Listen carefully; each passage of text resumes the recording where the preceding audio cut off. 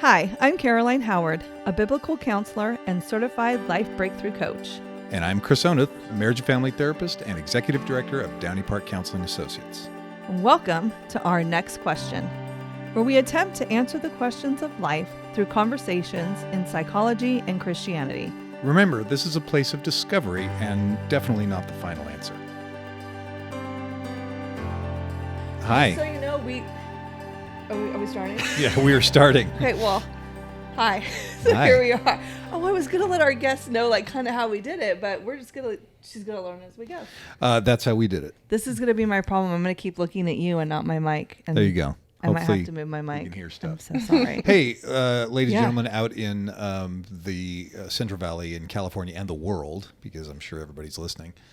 If you're not, you This should is be. Episode 10 They're of missing out. Our Next Question. We made it And to 10. We made it to 10. Not only that, we've just begun, right? So That's we one. just Number begun. two, this is a milestone because we have our first guest. That's exciting. Okay. Yeah. And our topic today, or our question today is, for lack of a better way to say it, is it okay to be single? Or I suppose you could even say, what is it about being single, or what is being single, or any of those. So you can use any of those. All those There's your title. So the title. Do we have anything Very talk- long title. Yeah, exactly. We'll have it shortened by the time we have to come up with It's neurotic an episode and name. confusing. Yes. Do it. Welcome to our next question. So this is Monika Farhadi, and she is an AMFT, and she is one of our great counselors here at Downey Park. Monika, tell us about yourself a little bit. Oh, that's exciting. It's always my favorite part. Monica. I have been an associate for a year and a half almost now. That's Wow, how long Downey I've been Park. here. Yeah. Nice. And then prior to that, I trained with Youth for Christ Family Concern Counseling in Modesto. Awesome. And Awesome then group. I also, what started this journey, I like to call it how God brought it to my attention of my purposes, Aha. was I went to Jessica's house to work on a nonprofit project. Because I was like, I'm going to work on this writing project, and whatever I sell, I'm going to donate, even if it's $100. Okay. Well, that didn't happen. I didn't sell any of that from that project. However, I found out that they take volunteers, because I knew what the organization was about, but I didn't know it was volunteer based. What is Jessica's house? by It's the a way? grief center, Okay, thank you. children's and family Here grief in center Turlock. in Turlock. Yeah. Yeah. So then I met the director, and I said, are you hiring? Because I had just moved back to Turlock as well. Okay. I was looking for a job. She said, no, but we take volunteers. I go, I love to volunteer. Awesome. And long story short, before I knew it, I'm in grad school. After 2 years of being there, facilitator with Wow. working with kids of homicide and suicide. Oh, wow. I realized that I love working with kids, for one, Awesome. and that I love being a counselor. So, That is so great. and here I am. And so you had your bachelor's? I had my bachelor's in communications from Stan State. Okay. Yeah. And so what did you do before? So I wanted to be a PR. Okay. Public relations. Oh. But I then got married and Okay. worked for a few years as an admin for Intuit. They are based in Mountain View. Yes. They Okay. do QuickBooks, TurboTax. Yeah, exactly. Yeah. And then I became a stay-at-home mom, which was a blessing. Okay. And I did everything a mom could possibly do. So, Awesome. I volunteered and did all of that. Okay. And then I went through my divorce Okay. and moved back to Turlock. So it was kind of, the journey was starting all over. Wow. Okay. So now, then- you weren't raised in Turlock. No, I wasn't. I was born in Iran. Okay. I'm a Syrian. Yoo-hoo. And then when I was about 7 or 8, we moved to Germany. I lived there for a few Ich years. bin ein Berliner. Yeah. I'm a And jelly then we donut. moved here when I was like, I think 12. I was in 7th grade. So Wow. I've been here since 89. Okay. So you speak a few languages. Yeah, I do speak Syrian, Farsi, a little bit of German and English. Oh, Just like, That's I all. speak a few, just a couple. No I've big been deal. working on one for quite some time. What, English? Yes. I've been stumbling over that. The fact that I was born and raised native Californian and I speak minimal Spanish is kind of embarrassing, but whatever. Wait, did you take Spanish in high school? No, but I mean, come didn't? on, immersive. I took 2 years of Spanish in high school, and the other day when I was out. Wait, did I already tell this story? I don't know. When I was out with your wife and I got to tell some guy in Spanish where the bathroom was. I got to help him out. One time I got to ask where the bathroom was. In I Spanish? felt pretty in Spanish. In Spanish or in English? Los baños. I was just like, ¿Dónde es los baños? I impressed That's all I myself because I knew it. I mean, he clearly, we're in San Francisco and he's like, baño, baño. There you go. Wait, Yeah. I know that. And I did. I was like, I know it. And we had just passed one. So I could Oh, say, the perfect. baño. Like, See, it that all- made your day. it totally did. And then he was like, gracias, gracias. And I was like, It "You all fell know into that." place. I was like, look at the words I knew. Jeez. Yeah, it It was comes fun. to you. Hey, that comes in handy. When you gotta go, you gotta You go. gotta That's go. true. It doesn't matter what language. You I gotta go. At Bayer High School, I took French. We. For some reason, I don't know why. I love French. I took a quarter of that just randomly a few years so ago. she has some Oh. French going on. She can Wow. speak No. as well. I did that quarter, but not after Okay. that. Bonjour. Okay. That's it. Was that your radio host voice? What did I see yesterday? The fromagerie is where they make the cheese. Fromagerie and boulangerie. That's What all a good accent going Well, on. you know, I Yeah, I was have gonna an say, ear that's a for good things. accent. I'm Have an ear for terrible at things. accents, Well, so that's right. You should hear my German accents. Wait, Caleb, do you speak any other languages? Just minimal Spanish as well. Okay. Okay. I took 2 years in high school and 2 semesters in college. Yeah. Okay. So you and I can have a whole conversation in Spanish later We can try. with our little words. Awesome. Hey, Yeah. so I want to ask in our opening question, Uh-oh. Monica, what did you do last night? What? Wow. Oh, you forgot about that one. Oh man, I feel like you just got put on. The So I bus. may not be Interrogation. fully awake. Went to bed nearly at 3 a.m. because I came back from a Smashing Pumpkins concert. Woo, you go, But girl. It was worth it. Nice. However, I realized that I'm just not that young Right. to do those things anymore.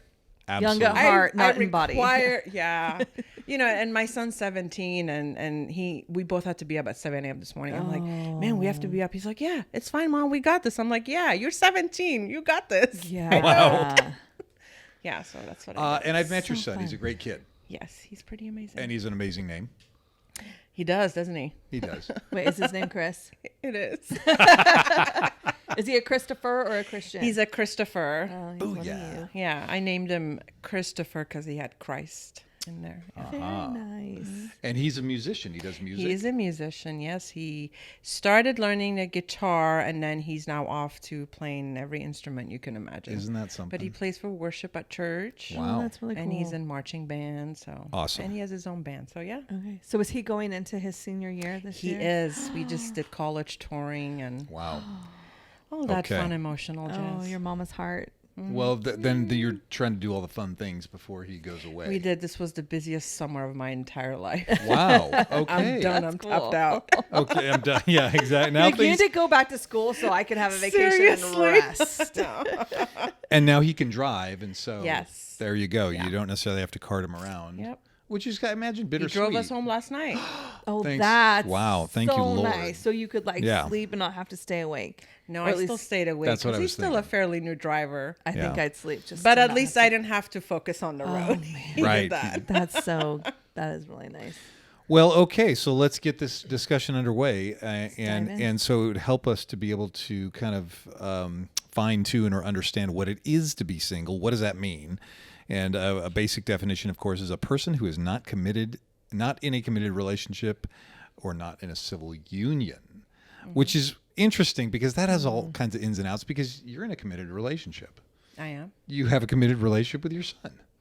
Right? It's like, no, we have this understanding. And so even that, whatever definition we try to do of single, it has moving parts to it. Because So, I was even thinking, as a Christian, you're in a committed relationship with Christ as well.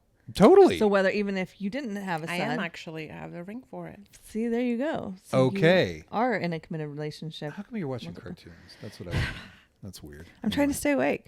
So You don't like Bugs Bunny? now, oftentimes we have a cultural meaning when it comes to singleness, and it immediately is not married, right? But then then there's all sorts of ins and outs with that, and for some it means not monogamous, And then we start saying, well, or not monogamous, or no sex, or no other to consider or be tied to, or, not something weird. There's something wrong, oftentimes culturally. And so just being aware of that, right? In the Bible, singleness or even married, because we juxtapose the definitions. We use one to define the other. Most in the Old Testament had talked about families and generational stuff, and your stuff, things inherited, were passed down from children to children, which required a union and marriage. And not a lot of singles in the Old Testament. In the New Testament, right? John the Baptist and Jesus, totally single. So single takes on a whole nother world and connotations. And even Paul says, what does he say? He says, he who marries his betrothed does well, and he who refrains from marriage will do even better. 1 Corinthians 7:38. And the idea here was that if you're not married, then you're not necessarily encumbered by another person, so you're more free to move about, make decisions, and do whatever God calls you to do. So isn't that interesting that Paul says that, and yet we're also anxious to get married or have a significant other? I shouldn't say we all. So many of us. Like, yes. It's more common to be married it's the than be the fear, single. right? It's the fear of, I think it stems from we are born. Yeah. Right. Girls have, I don't know if you ever noticed, like, girls get toys to clean the house, to cook. Yeah. And? All this stuff, right? And what's wrong with that? Well, no comment. We're going to have to do another master boys plan get anyway. the cars and the tools. So it's Right. like, it's been, imprinted in us. This is what happens. Very you grow up, domestic, you go yeah. to school, and then you get married and you have kids. Nowhere in there says, hey, it's okay to kind of spend time on your own and do things on your own until you get to that point. Mm-hmm. Wow. So then we have this fear of, what if I don't get married? Yeah. And Yeah. I know people that are in that space where they've reached their 30s, 40s, or 50s. Okay.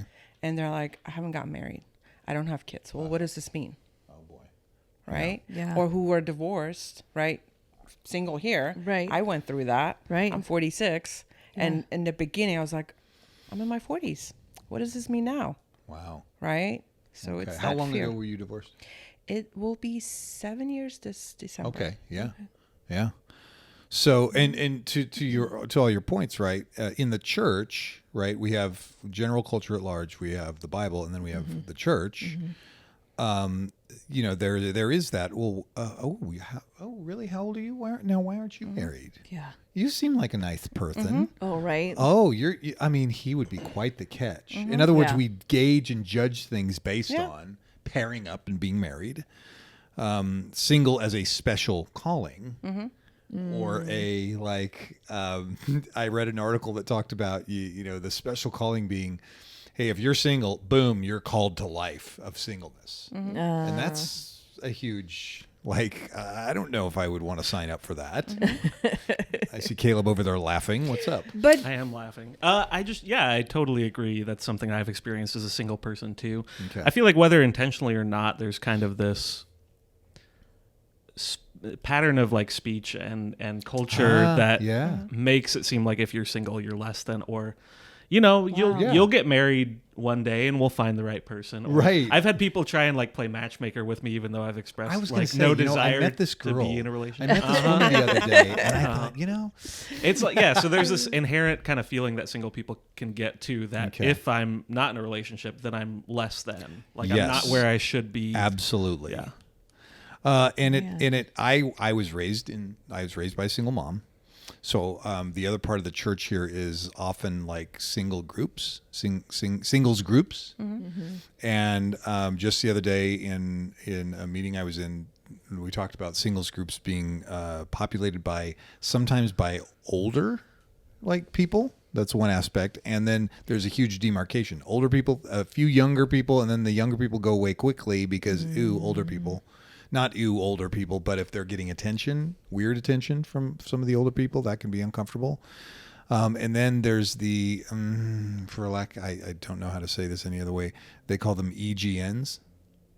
What is that? Extra grace needed. In other words, a lot of people populating the singles groups not a lot of people, I shouldn't say a lot of people, but some people tend to be a little awkward. Mm-hmm. You've experienced this. Mm-hmm. Okay. Thank you. It is. It's hard. Honestly, I went back to, I go to New Life. And because I serve on a few different areas in church, so I'm become pretty familiar and friends with the staff. So the young adult pastor is who kind of starts the groups, right? Mm-hmm. So I kind of went to him about a year ago and I said, hey, it's been put on my heart to start like maybe a Bible study for singles, like in people in my age, right? Okay. Because there used to be Bible study about 3-4 years ago. But it was like everybody was in their 30s and then there was me. And then also maybe someone else a little bit older than me. And I'm like, okay, that's a huge gap, right? Right. So then there is those individuals that come in there kind of like you don't want to talk to them or just... So when I suggested that I wanted to start this group, think I like them. He actually brought that up. He's like, that might be a bit touchy because then we have to consider, do we want to do a co-ed? Do we want to do separate?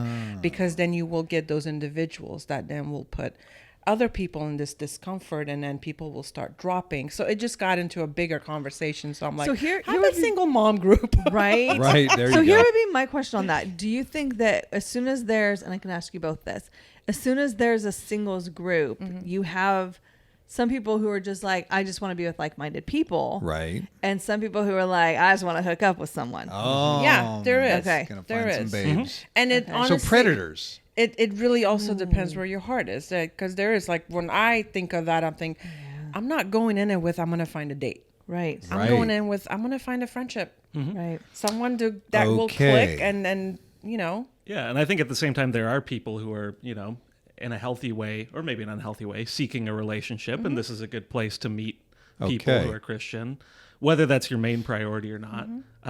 What I love is I'm a part of, like, we have a young professionals and like college group at our church that isn't called like a singles group. Yeah, right. By so default. we have single people there. We have young married couples, and it's awesome having that kind of mixture, because a lot of times when you have a singles group too, if people meet each other there and they get married, then they're out of the They're group. Kicked out. Like, I've served my purpose. I'm done. Okay. Yeah. So, that's really cool though, because then you're creating community that you can, even if you do get married, you can continue in that same community. That is amazing. Okay. I like that.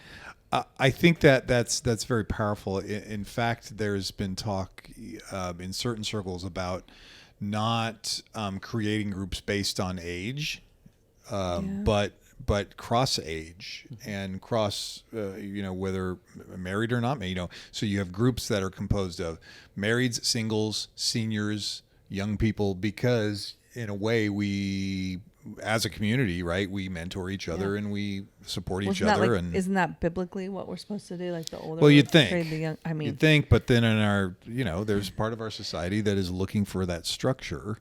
Segregation. It's like, sure. It, just a side note, when I started the single moms group last year or earlier this year, my thought was for single divorced moms because they don't get a lot of care through church, right? It's limited. Yeah. So it was put on my heart, because I've been through a divorce, to kind of be that support and start a group.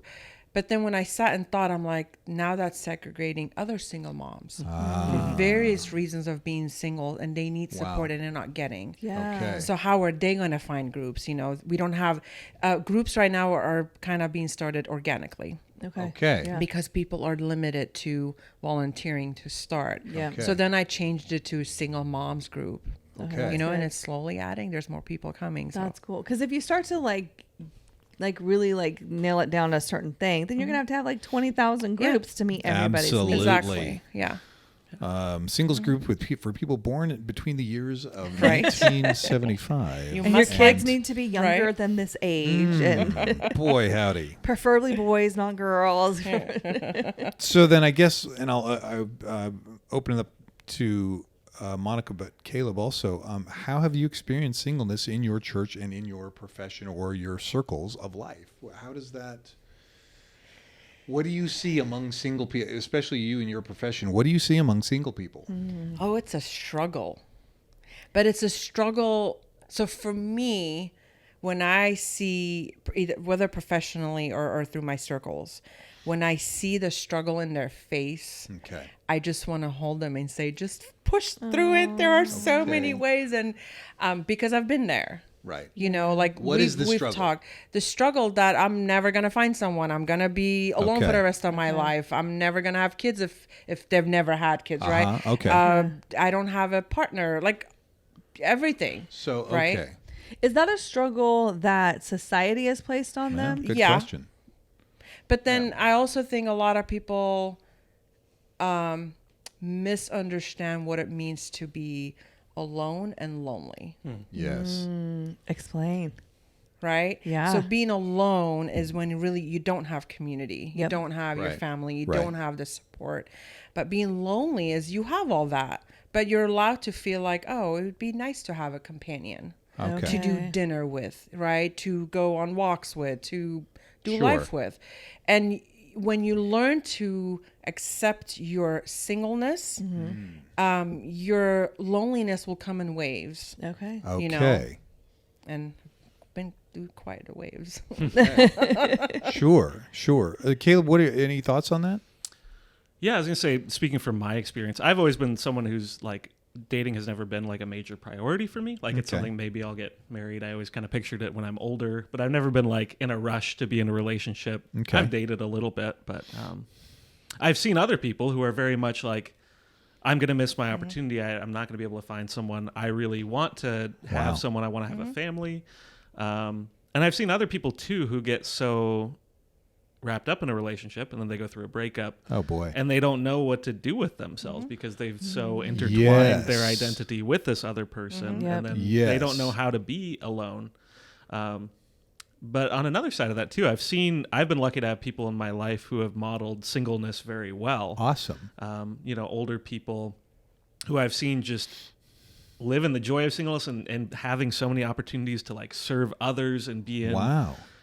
friendships and mentorships and all these different kind of relationships. Kind of like you were talking about with what Paul said is Sure. if you're not tied to Encumbered. that, encumbered. That sounds so negative, but I know, Paul right? was probably You gotta talking get from rid his of the heart. luggage. But it's like, it's true. Like you have a beautiful opportunity to be able to serve others and Wow. be in relationship in a different way. So, Yeah, I couldn't agree more.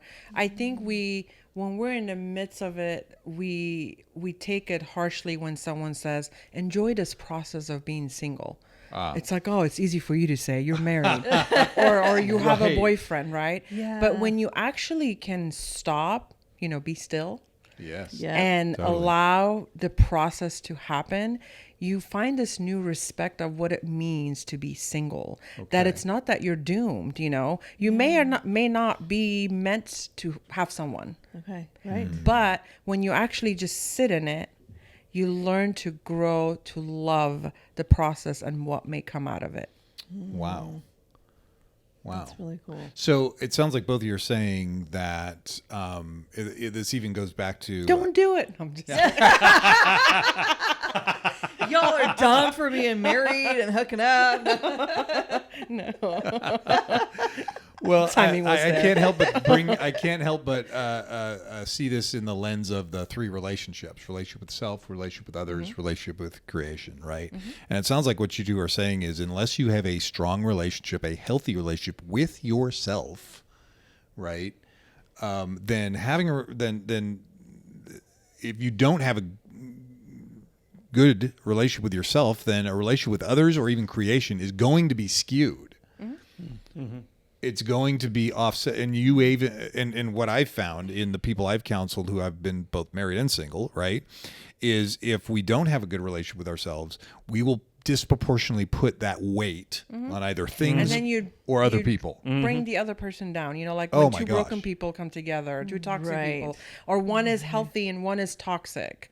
It corrupts, right? Right. But this is why the Lord says, you know, just be still, listen to me, Yes. be healthy in who you are, identifying in me, right? And Yeah. then this relationship will Yeah. happen.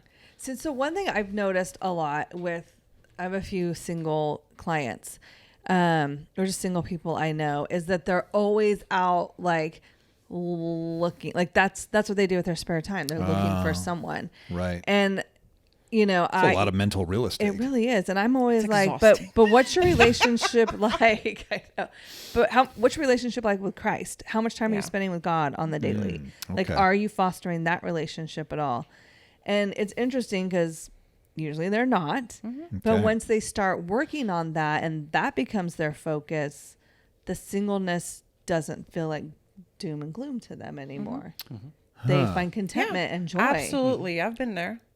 Yeah. Right. I've been there. And I think I had mentioned that to you when we first started all this. Yeah. You know, I went through that phase of after my divorce. I'm like, okay, after a little bit of time passed, I'm going to attempt dating. Right. And of course, I'm in Turlock, small town. So then Right. you have to go to dating apps. Uh-huh. Right. It's horrific. So every 2 weeks, it felt like there was a script these people had. So every time you met someone, it was like the same thing, like a broken record Okay. over and over, right? So gave it some time, stopped, went back at it again. It was mentally and emotionally and even physically draining to process all Wow. of it. So Yeah. I finally went on a date. And I recall texting my sister because I saw the gentleman walking and I said, we have a live one. This one is actually here. He's not a pen pal. Uh-huh. Right? Oh, okay. Right. I thought the date went great, but as the young kids now call it, I got ghosted. Oh. Okay. So that tore me even more because this was real. He was present. It wasn't just Yeah. talking, right? Okay. Right. After that, I was like, something is not right. Right. And so a friend of mine gave me a book by a pastor, Mike Todd, Okay. and she said, this book is on relationships. Aha. I think you should read it, and maybe you should consider fasting. And this Okay. is why it's important you surround yourself with godly Amen. community, Amen. right? And we have a link to that book. We're going to have a link to that book. Yeah, and we have a copy in the office too. Awesome. I started following that pastor. He's a young pastor married with 4 kids. What I love about him, he's very transparent and raw and just puts it out there and makes you feel Okay. Right. convicted and challenges you. So instead of, I read the book, but I'm a visual person. Okay. He had done a sermon series with like 10 episodes on that book. Wow.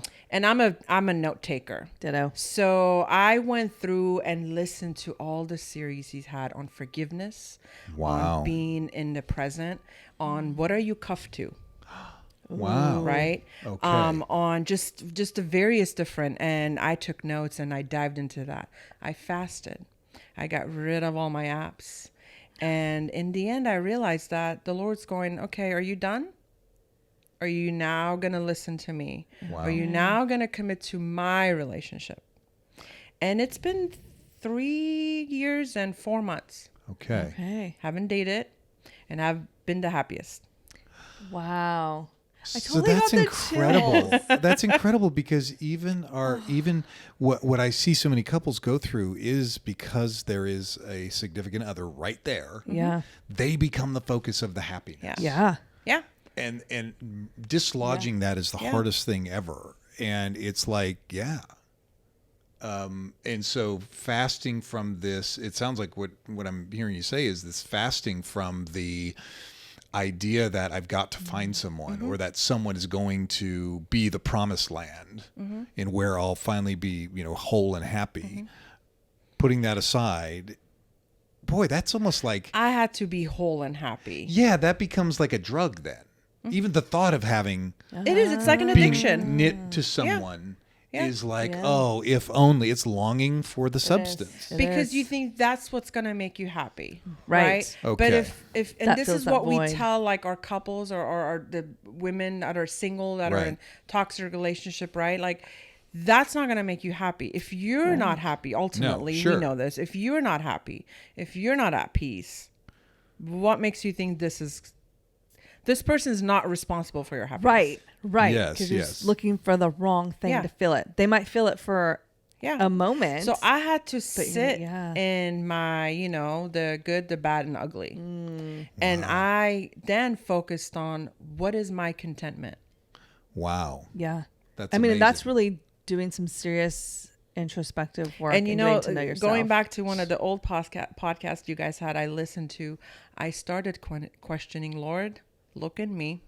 Yeah. Oh, wow. The dangerous prayers. Please Oh, it's fix what crazy. needs to be fixed so it aligns with you. Yep. Search Wow. me and know my Oh, heart. and he showed me some things that were gosh. just like, That's the whole thing. Ooh. If you ask, right? He says. yeah. Yes. You know? Okay. Ask and he will deliver. Well, because the interesting part of that is if we put marriage up or a relationship up as an idol, then we don't care about the person we find. We just care about someone, in which case they shift from a relationship to another over to a relationship with creation or a thing. Yeah. Right. And Yeah. that's the part of the problem we run into in marriages is that each person in the couple relationship sees the other not as a whole person, but as a thing to complete them or to make them happy or to fulfill something that only God can fulfill. That's where we start to worship the created and not the creator. Absolutely. Absolutely. Yeah. So, wow. Yeah. Okay. I read, I had bought this book called 31 Prayers for Your Future Husband. Okay. And one of the first things it said in there, it's the Lord speaking, saying, how do you expect me to trust his heart, the future husband, Yeah. to yours if you don't trust me with your heart? Wow. So I hold on to that because that tells me if I'm not whole as a person, if I'm not healthy in every aspect, there's no perfect, right? But just No, healthy. sure. If I'm not just aligned, then how do I expect that right person to come along? Absolutely. Because if he's working on him, then he's working on me. Then I have to trust the timing in his process. Absolutely. And that's why I chose to buy a promise ring. Okay. That's cool. And it's been the happiest. Very Because you're cool. filled by the only one who can. And that's what fill. he wants, right? Yes. Ultimately, he says, I should have full control of your heart. Yeah. Wow. And that's why we always choose him first above all. Right. Right. This is interesting because then that goes back to the very notion of the church being so tied into like turning marriage into an idol, with the notion that somehow we cannot have a complete relationship with God until we find this partner. Yeah, and then we're left thinking, well, and this gets back to the notion of when I get to that point over there. When I reach that mountain or when I get that job or when I finish school, then my life can start. Here. Yeah. Right. And that gets people in more trouble. Our life is now. It starts today. Yeah. Because I'm sitting here as a married person going, I want that relationship with God. Wow. And absolutely. not because and it doesn't have to be because you're single. Right. Right? As married Right. people, we should be striving for that relationship with And God. that's what too. I tell a lot of my couples, Yeah. right? That, you can't expect happiness from your partner. No. You have Sure. to align. You have to be content. You have to be whole. And then what you bring to the table just empowers all that. Right. Wow. Right. It's the vertical relationship that matters, not the horizontal. Amazing. Yeah. Right. This was awesome. Okay. I Well, think we there's more should- to talk about. We should probably keep you going on in the next episode. Yes. But so we'll tidy up this one. yes, I'll have to absolutely. check my schedule, guys. Absolutely. No, you're a hot commodity over here. We locked the door. I'm You going to be can't get out. famous. So in the next episode, potentially talking about, growing closer, of course, to the Lord and steps therein, and even if we are to hope to even find a significant other, not that that's our goal, Right. but that is not the goal. The goal is closer to Christ and what happens to us that can then pave the way to invite a significant other. So, Awesome. Absolutely. Well, thank Okay. you so much for being Thanks our for having first me. guest. Hey. Caleb, thanks Good for stuff. your input. No and problem. we'll be talking to both of you next week for sure. Sounds good. Thanks. Be here. Thanks for joining us today as we continue our journey talking about life's many questions. To stay connected with us, you can follow us at Downey Park Counseling on both Facebook and Instagram. You can also follow Caroline on Instagram at Relatable Caroline. And make sure you tune in next week for our next question.